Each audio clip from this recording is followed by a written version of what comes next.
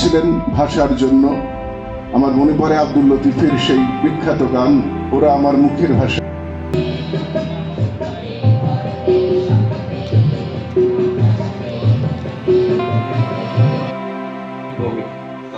তার বক্তব্য রাখার জন্য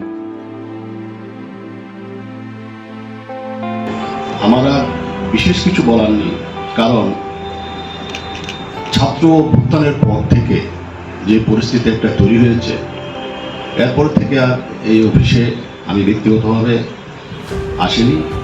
বর্তমান সহকারী হাই কমিশনার উনি অত্যন্ত সজ্জন ভদ্র মানুষ, ওনার আমন্ত্রণে আজকে এসেছি।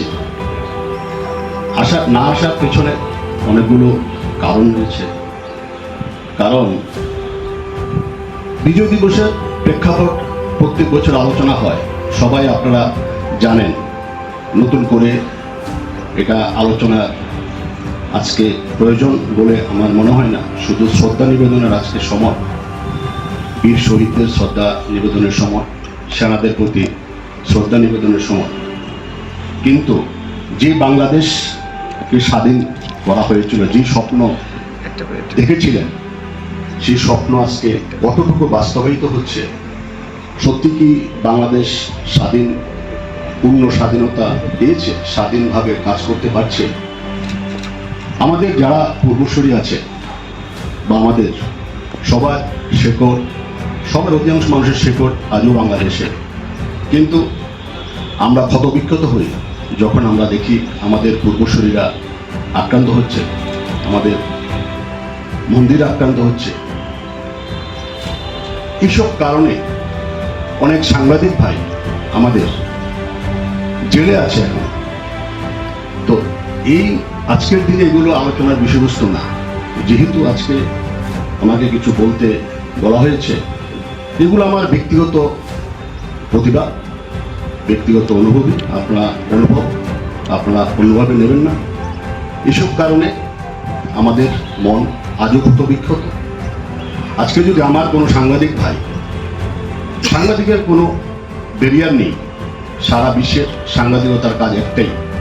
আমার কোনো সাংবাদিক ভাই যদি আজকেও জেলে থাকে, সেটা যে দেশই হোক, সেটা আমাকে আজও ক্ষতবিক্ষত করে। এই জিনিসটা আজকে সেই স্বাধীনতার কথা বলা হচ্ছে।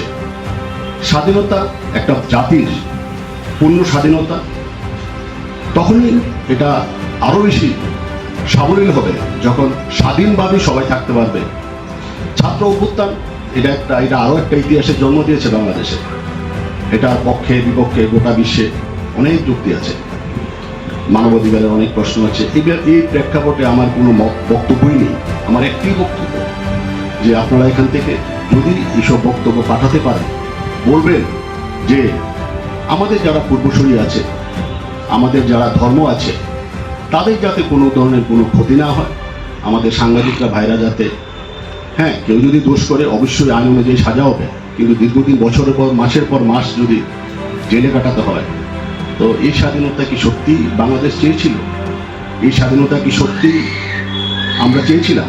আমাদের পূর্বসূরীরা চেয়েছিল? আমি আর বিশেষ কিছু বলবো না। বললে অনেক কথাই আজকে আমার মনে খুব দুঃখ বেদনা বলতে পারি, কিন্তু আজকে এই দিনটা না।